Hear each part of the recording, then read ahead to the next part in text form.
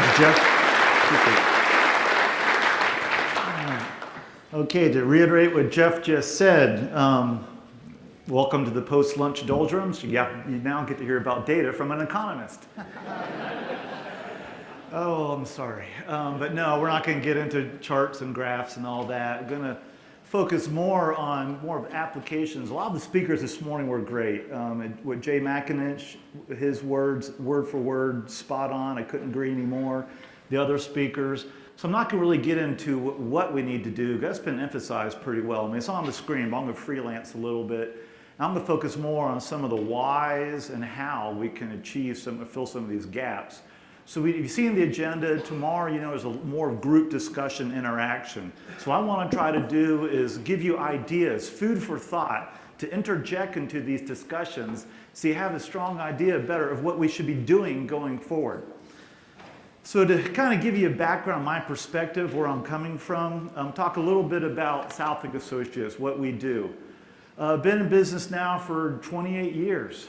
I feel older, time to start looking back in the calendar, but it's been a great, great experience so far. The work that we've done over the years, we started first by doing primarily economic research, looking at how much money people spend, what does that do in the economy, the jobs, the tax revenues.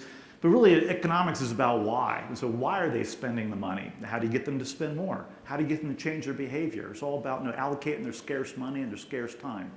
So with that, we kind of evolved into doing work on behalf of private companies, helping them understand what do customers really want in a product and how big the market is and so forth. And that then started doing a little more work into a lot of licensing work, because licenses are a product. We've done a lot of work for states. Our first project was in 1999 with Vermont. Actually, Ron Reagan, you here? He was, worked with Ron back there, and the first time we did that kind of work. We've expanded that to help states understand what kind of licenses would people like to have that maybe you're not offering now that can create more revenue, and what the price should be. And with that, it gave us good experience working with license data and understanding the evaluation side. And we started working then closely with RBFF, who you can say they are the pioneer in R3 in this effort, before we called it R3. And we worked very closely with them on evaluations.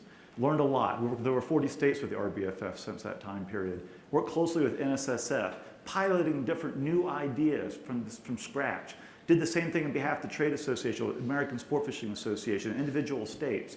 And we've done this for many states across the country, from the southeast to the northwest, hunting to shooting to fishing, and seeing a lot of these individual programs. And it's caused us to raise a lot of different questions and different insights, which is why I'm up here now. So I'm trying to look at this 30,000 view, try to boil it down here in about 15 minutes, and give you something to think about. So let's start first by where we stand now. This is nothing new. We talked about a lot this morning. There's a lot going on in the R3 area. It's really booming compared to 10 years ago when we started. Now we've got, I think 37 coordinators for R3, that's right, SARS. And that's a lot. 10 years ago we had 0. All right, we have many more pure marketing professional staff, people who are trained in marketing working for state agencies. We didn't have that. The increase in the number of programs, whether it's one-day programs or continuing education programs, it is really, really growing. The things we're doing with license data is great. But looking at all these different programs going on across the country, there's some questions that keep popping up, things that we're observing in our shop and we keep talking about. One of them is, are we doing the best things possible? We only have so much money, we only have so many hours. It's often we seem to be doing the same thing over and over. So I'm wondering, are we really doing the best thing possible with the time and money we have? Are we maximizing our results?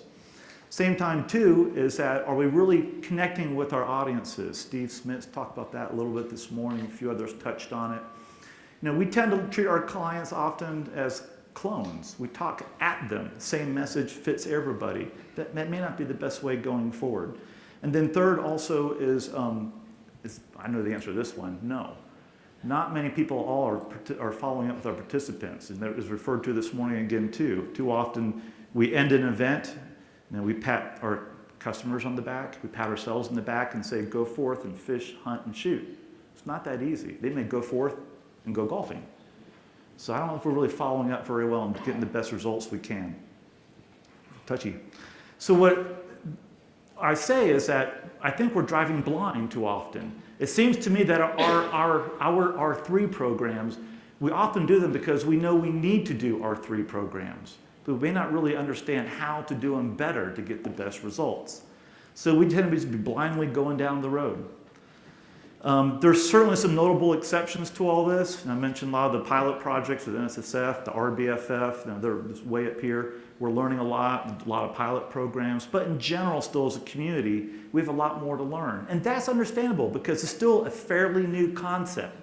I mean, we've been building cars for 100 years. They're pretty darn good. We've been doing R3 at this level, not even 10 years. I would say the size group we have right now, maybe 3 or 4 years. So of course, we have a lot more to learn. Point is, we need to learn, adapt, and grow. And that's the ideas I want to give you. So data gives us this vision.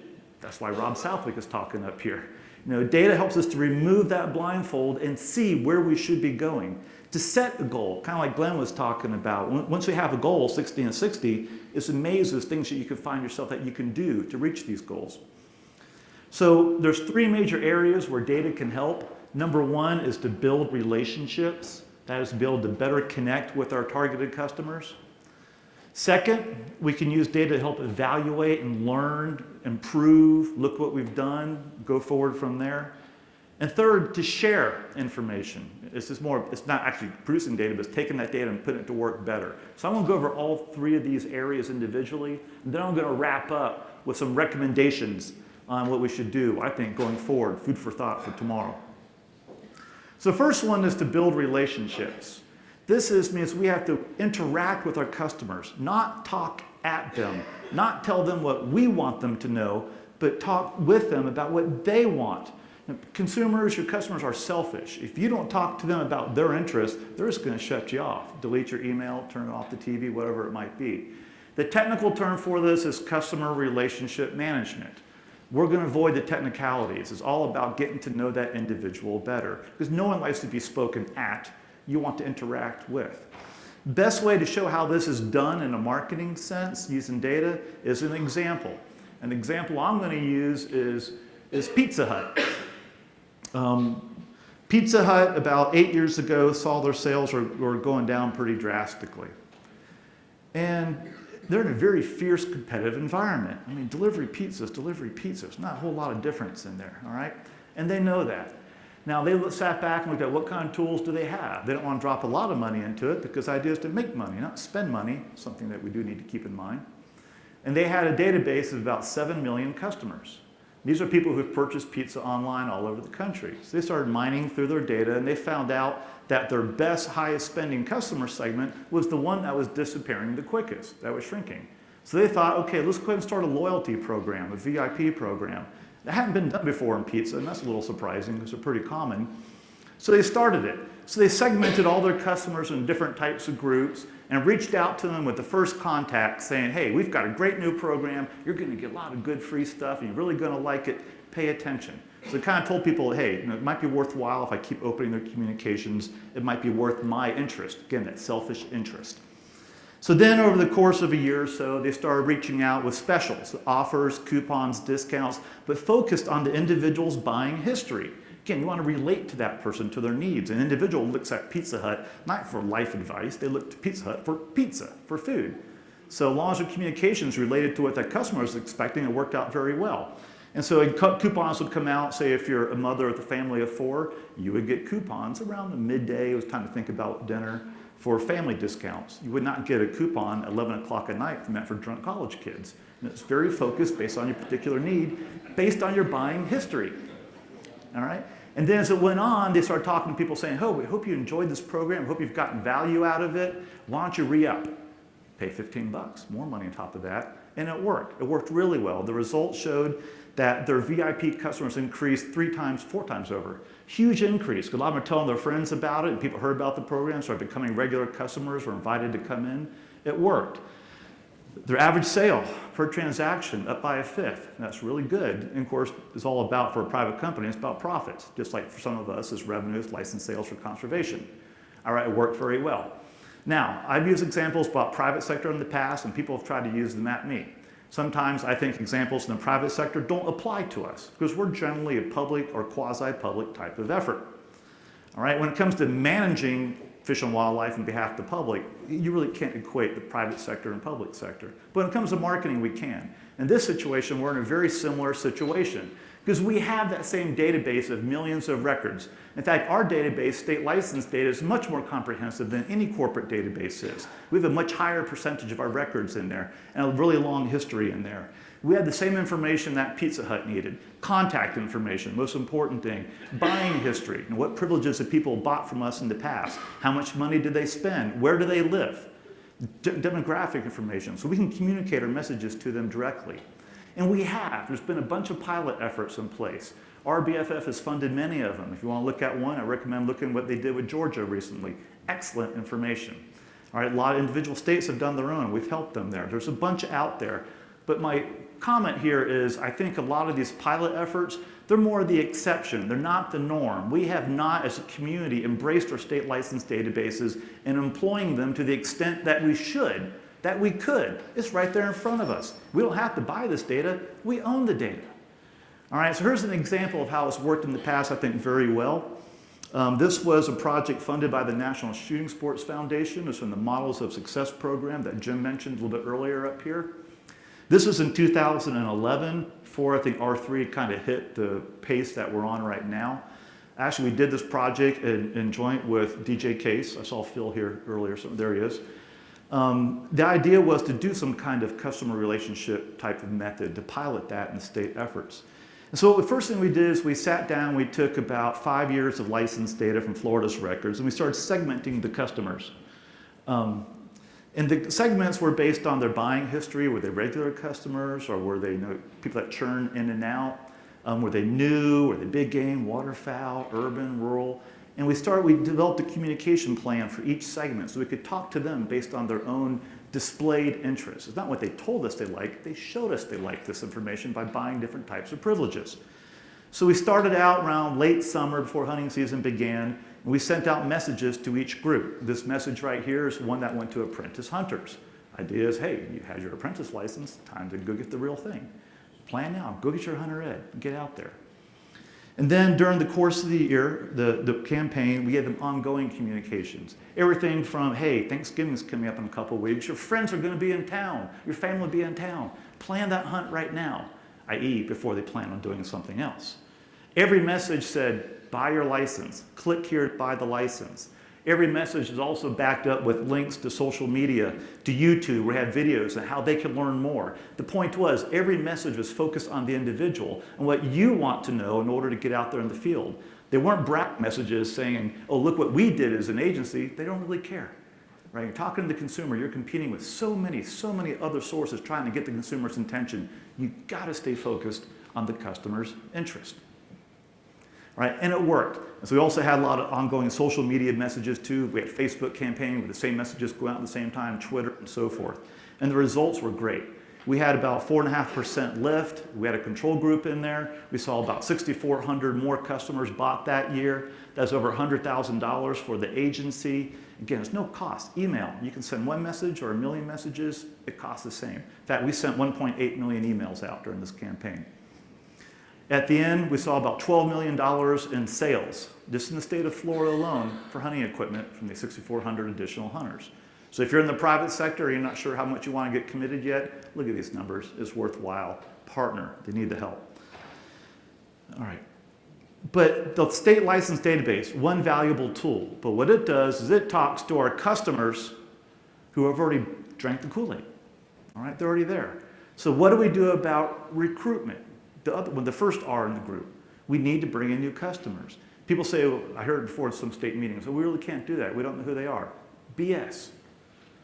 All right? We have a lot of tools at our disposal, whether we own them as a state agency, whether we own them as a private company, whether they're part of a bigger campaign, websites, media, you name it. It's all listed up here. The in-person events. You can capture people's emails. And no, you're not going to capture everybody, but so what? No one can ever do that in marketing. Capture the base people. Hey, if you want information, give us your email address. We'll get you in this newsletter. It's confidential. All right? Information that you can use to go out target shooting, to start fishing. All right? And then start the discussion with them. Find out more about them, what they want. But we can capture names very easily. We have the tools on hand. All right, so the first thing I talked about was building relationships. The next thing we can do with data to advance our work, or the mission of R3, is to evaluate, look at what we've already done, find out what we can do better.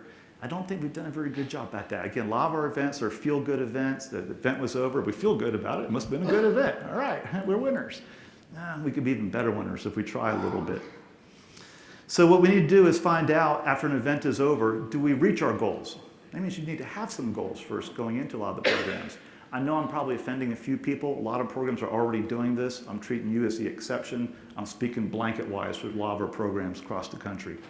We need to learn then how we can improve from our evaluations.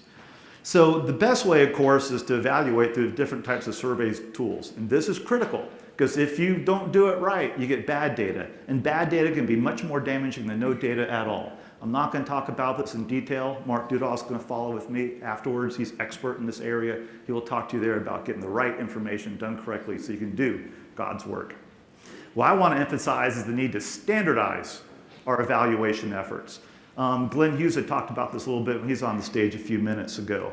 The example I want to show you is this multi-state grant that we have in place. Thank you to the state for awarding that.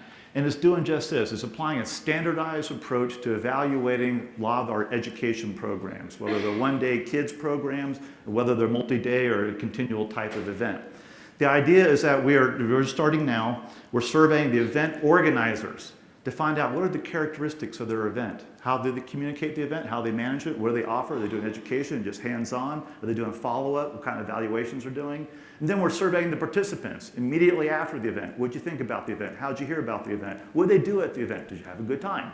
And then we're going to go back to them about 6 months later with another survey and find out, did their behavior change? Are they fishing more often? Do they feel like an independent, competent angler as a result of the event? The idea is when we take all the results and pull them all together, we'll start developing best practices. That's a very overused term, but right now we have none for these types of events. What kind of programs have greater results in increasing fishing participation? That's how we're going to measure it. And the reason why this idea, one of the reasons why it first came up, is that, as Glenn had mentioned, many of the companies, many of the member companies for ASA, they're constantly being asked for donations. And they want to donate, but they can't. The volume is so high, it can't be done. So the idea is, let's find out those programs are more effective in creating new anglers, increasing participation, and those are the events that would then be more likely given equipment. So then you have a carrot issue out here. So when the events learn that those events employing best practices are more likely to get donations, more events will start employing the practices. We'll have a positive upward cycle. So that's the purpose of this project. We should have results for you in about a year from now. But the idea comes down to standardizing our evaluations so we can get a better idea of how to do the job better overall. Okay, so I talked about building relationships. I talked about the need to evaluate. The third area of concern with data to improve R3 is the graphics kind of explain my thoughts on this one here right away. We have all these thousands of events going across the country, whether it's hunting, target shooting, fishing, there's thousands of them. And very, very few actually seem to get out there and share the results. We travel around working these events now, again, for over a decade, and so many times we'll go in there and hear about this great thing they just did and all the lessons they had. I'm like, criminy, they did that 5 years ago down in Miami. They ended up just repeating someone else's lesson. That's money and time lost. Instead of stepping up to here, we could have stepped up to here.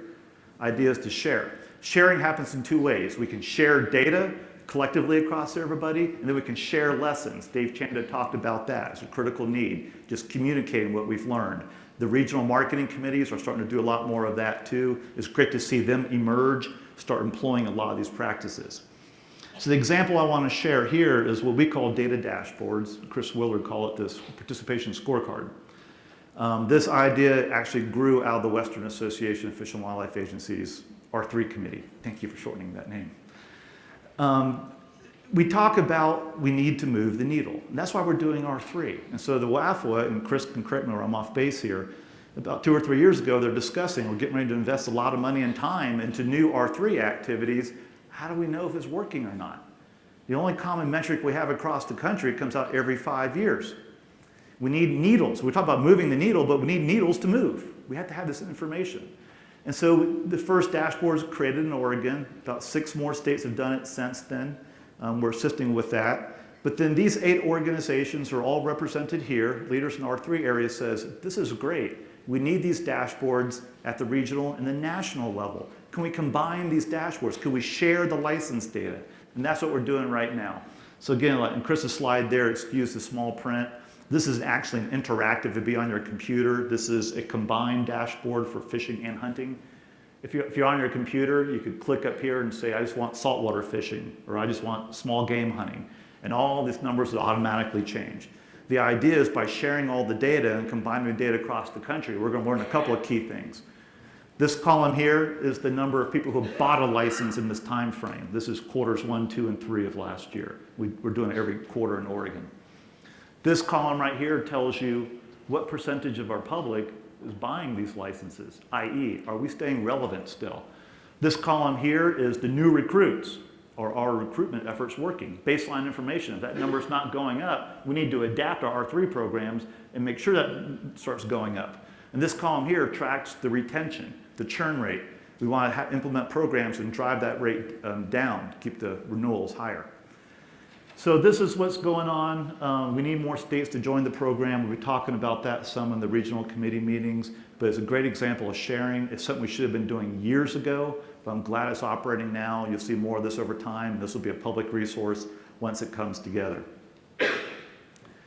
Other types of sharing is, the word big data is used, is really overused. The definition I like to use is more about taking databases that are unrelated, that are built for reasons not related to each other, and you combine them together to get deep insights about your customer and about the effectiveness of your marketing programs.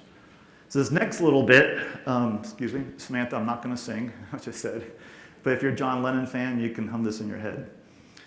I want you to imagine if every participant of every R3 program in the country, their contact information was pulled together into one source, one database. It'd be the $1 million database, would be so valuable.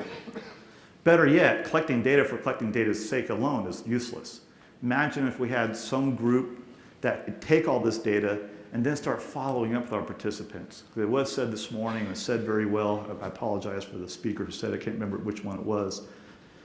You can't pat the person on the back after the event and say, go forth, fish, hunt, and target shoot. It doesn't happen. We have to stay in contact with them. Encourage them to go again. And to find out if they're not going, why, and make improvements. Imagine if we had someone to do that customer relationship management, talking to people after they go to the event. Imagine what would happen. Imagine if we could track them over time, find out which ones are not participating, and what can we do to help them get back into it? Or help the others take that step. Jim talked about the crossover study NSSF has. How to get our current hunters to try different activities, for example. We only know that if we talk with them. So overall, imagine what we could do if we took all the data that we do have and collectively pulled it together and put this data to work. Pizza Hut's done it. It paid off for them. We have the same tools as they do. Why not? And that's why I'll wrap it up here.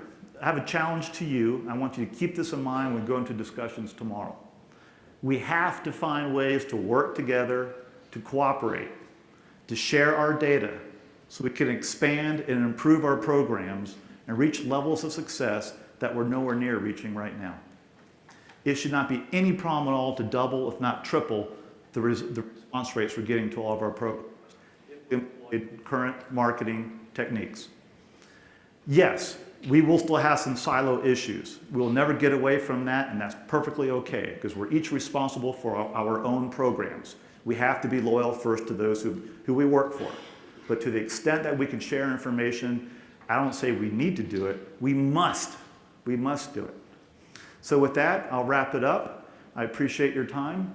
And if we have any questions, do we have time for questions, Sam?